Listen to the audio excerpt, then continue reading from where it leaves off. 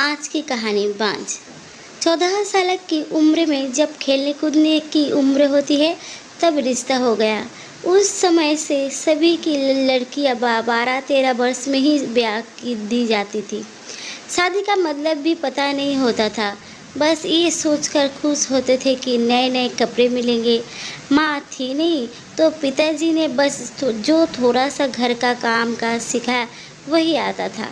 शादी का दिन आया और बस सारी रस्में के बाद विदाई का वक्त भी आ गया। रोते रोते डोली में बैठकर ससुराल पहुंच गई। इतनी आलीशान हवेली देखकर मन ही मन बहुत खुश हुई। तभी सासू माँ की आवाज़ आई, अरे जल्दी से कलश लाओ, बहू आ गई है।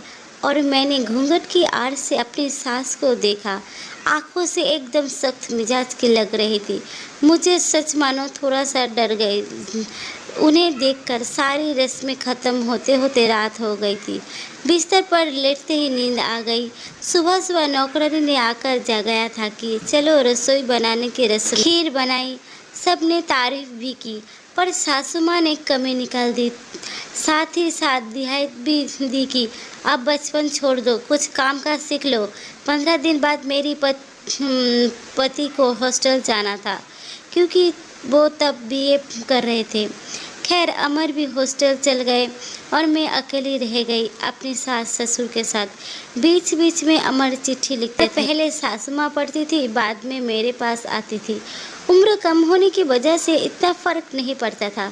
मेरे अकेलेपन का साथी था आम का पेड़। हाँ, वही आम का पेड़ जो हवेली के पीछे के आंगन में लगा था।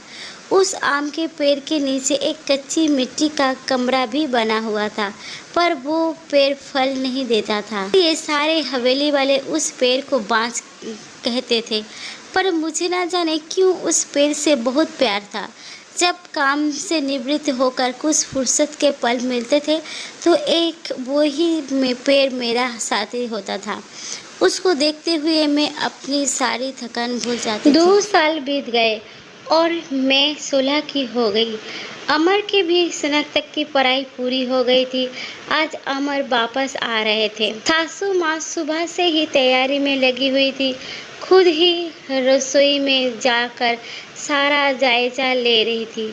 मैं भी बहुत खुश थी कि अब मुझे अकेले नहीं रहना पड़ेगा।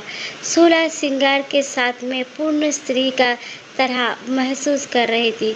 आज मांग का सिंदूर कुछ अलग ही ललिमा लिए हुए थे। शायद वो ललिमा मेरे चेहरे पर भी दिख रही थी।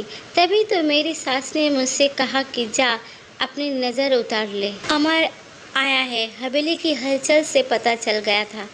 मुझे खाने पीने से निवृत्त होकर सब आराम करने चले गए। अमर भी कमरे में आ गए थे और मैं शर्म से लाल हो जा रही थी।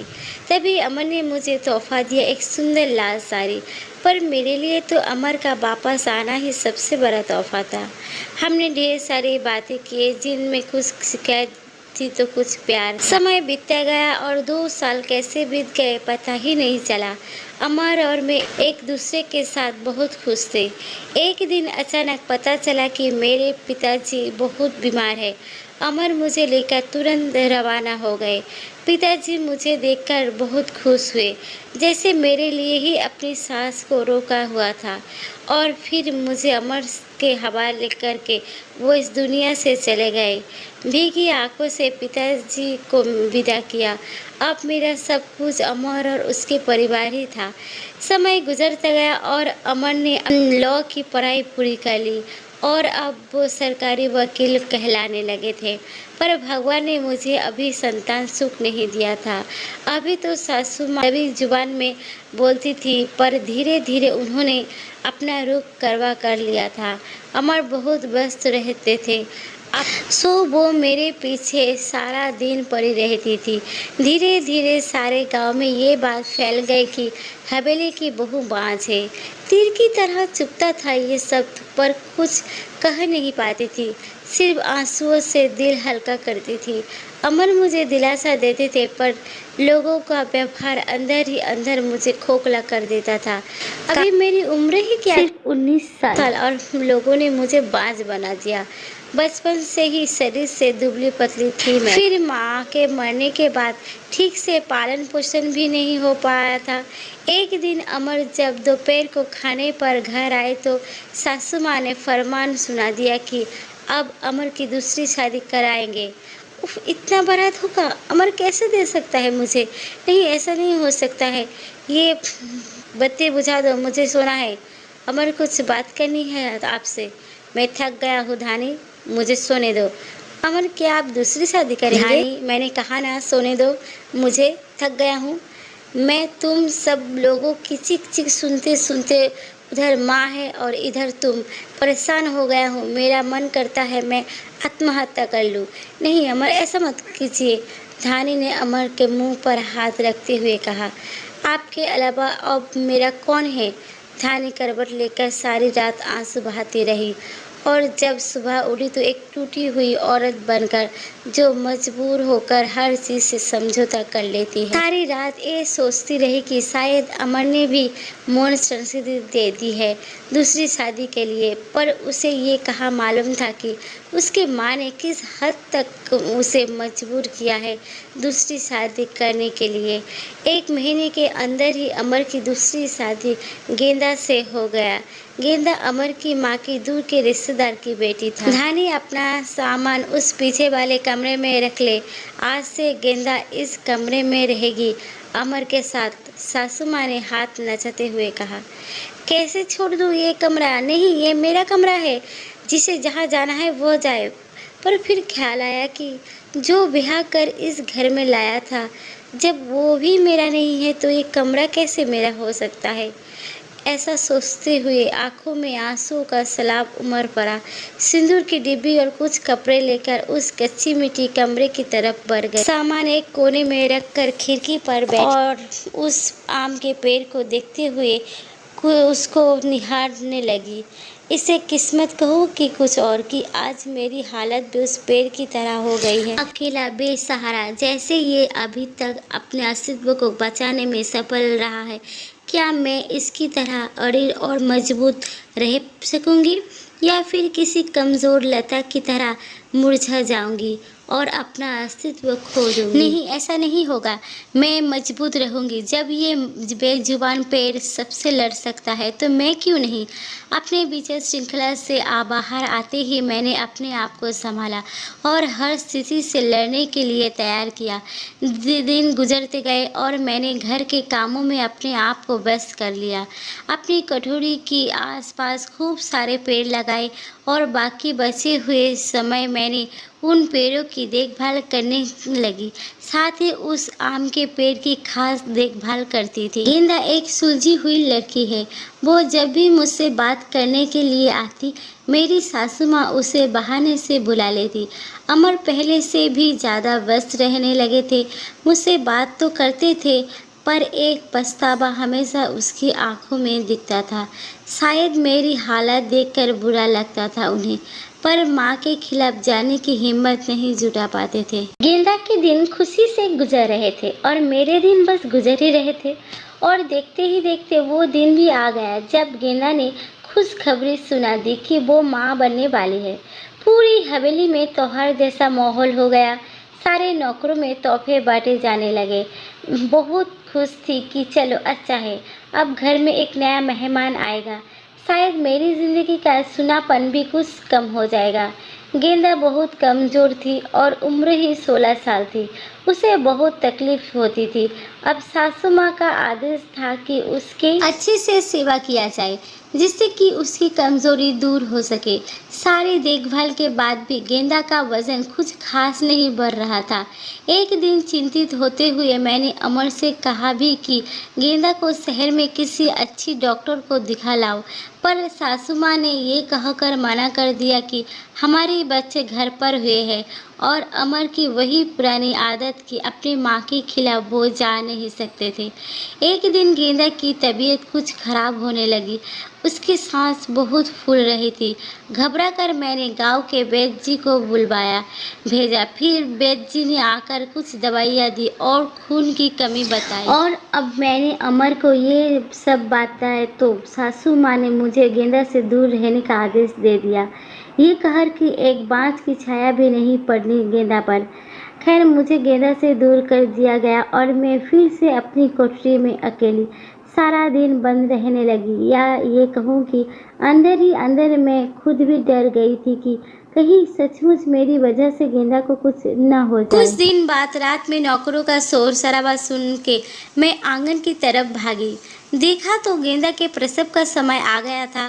गांव की बूढ़ी औरतें और दाइयों को बुलाया गया। पूरी हवेली में हलचल का माहौल था। मैंने अमर की तरफ देखा, बहुत डरे हुए लग रहे थे। मैं उनके पास गई और उन्हें थोड़ा धैर्य रखने को कहा। थोड़ी देर में बच्चे की किलकारी गूंजने लगी। हम सभी को खुशी का ठिकाना नहीं था, पर तभी काकी ने बाहर आकर बताया कि गेंदा की कमजोरी और खून की कमी के कारण वो गेंदा को बचा नहीं पाई। बेटी को जन्म देते ही गेंदा का देहांत हो गया। हाय, पोते का मुंह नहीं देख पाई मैं, अब कैसे वंश चलेगा। सासू माँ का विलाप सारी हवेली में गूंज रहा था। उस छोटी दुमुए बच्ची को देखकर मेरा कलेजा मुंह को आता था। ऐसे लगता था जैसे वो मैं हूँ। मैंने कलेजे से लगा के रखा। जिसकी माँ नहीं होती वो बच्चे कुछ ज़्यादा ही समझदार होते हैं शायद। जरा भी परेशान नहीं करती थी वो मुझे, बस दूध पीते ही सो जाती थी। सासू माँ का वही राग चलता रहता कि लड़कियों से वंश नहीं चलता है, पर अब शायद किसी को फर्क नहीं पड़ता था। अमर अब पहले से खुश रहने लगे थे।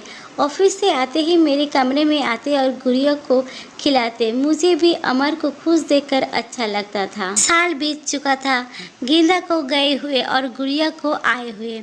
आज गेंदा की वर्षी है। हवेली में छोटी सी पूजा रखवाई है मैंने। पंडित जी के आते ही सासू माँ ने प्रश्न किया कि क्या मैं जीते जी पोते का मुंह देख पाऊंगी, और पंडित जी ने उसके लिए कुछ ग्रह शांति के उपाय बताए। सासू माँ चल दिए पंडित जी के हवेली दिखाने और सारी हवेली की शुद्धिकरण करने के लिए। मेरे कटोरी के पास आप भी गई और पंडित जी को वो बांस पेड़ भी दिखाया। पेड़ देखते ही पंडित जी का मुंह बन गया और उन्होंने कहना शुरू कर दिया कि इसी मनहूस पेड़ की वजह से हमारे घर में बेटा नहीं हो रहा है। जितनी जल्दी हो सके इसे कटवा दो। अब मेरे बर्दाश्त की हद हो चुकी थी। मैंने अमर की तरफ देखा, पर मुझे नहीं लगा कि वो माना करेंगे, और सासू माँ ने तुरंत नौकरों को बुलाया और आज ही इस पेड़ को कटवा दो ऐसे बोला। मुझे कुछ समझ नहीं आ रहा था कि क्या करूं, कैसे अपने सुख दुख के साथी को बचाऊं। जैसे ही वो कुल्हाड़ी लेकर पेड़ काटने आगे बढ़ने लगे, मैं फुर्ती से भागकर उस पेड़ से लिपट गई और विनती करने लगी कि पेड़ को छोड़ दो, पर वो लोग नहीं मान रहे थे। मैं रोती जा रही थी, पर किसी को तरस नहीं आ रहा था। तभी किसी ने मुझे खींचकर धक्का दिया और मेरा सिर पत्थर से टकरा गया। सिर से खून की धार निकल रही थी।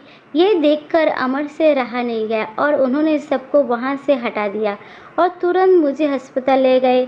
मलहम पट्टी के बाद मुझे कुछ को होश आया। डॉक्टर साहिबा सामने खड़ी थी और अमर को कुछ समझा रही थी। सासू माँ भी वही खड़ी थी और उनके चेहरे से पता चल रहा था कि उन्हें अपने किए पर अफसोस है। डॉक्टर, क्या अब हम इसे घर ले जा सकते हैं? अमर ने पूछा।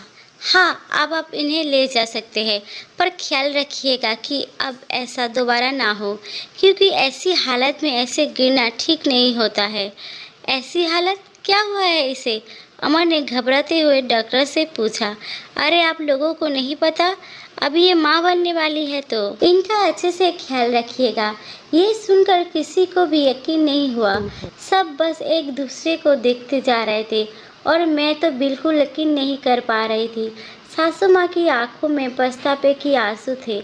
मेरे सर पर हाथ रखकर बस इतना ही कहा कि मुझे माफ़ कर दो, और मैं मुस्कुरा कर उनसे लिपट गई, जैसे मानो मैं अपने माँ से लिपटी हूँ। पूरे 9 महीने मेरे सासू माँ ने मेरा बहुत ख्याल रखा और मैंने उस पेड़ का। आज मेरी डिलीवरी होनी थी। सासू माँ समय से मुझे अस्पताल ले गई ताकि जो गलती उन्होंने गेंदा के समय की थी वो अब ना हो। बधाई हो, आपको पोता हुआ है। नर्स ने सासू माँ को खबर सुनाई और सासू माँ ने हाथ से अंगूठी निकल कर नर्स को दे दी। वो खुश थी। इस वजह से नहीं पोता हुआ है, बल्कि इस बात पर मैं बिल्कुल ठीक हूँ। हवेली में धूमधाम थी, सब खुश थे, हमारा परिवार पूर्ण हो गया था बेटी और बेटा आने से। और एक खुशी कहीं और भी पनप रही थी, वो उस आम के पेड़ में फल आ रहे थे। शायद हम सब बहुत जल्दी चिंता करने लगते हैं फल मिलने की। हर चीज़ का एक समय होता है, कुपोषित शरीर हो या पेट, दोनों ही फल नहीं देता। आशा करती हूँ मेरी ये कहानी आपको पसंद आई होगी। धन्यवाद।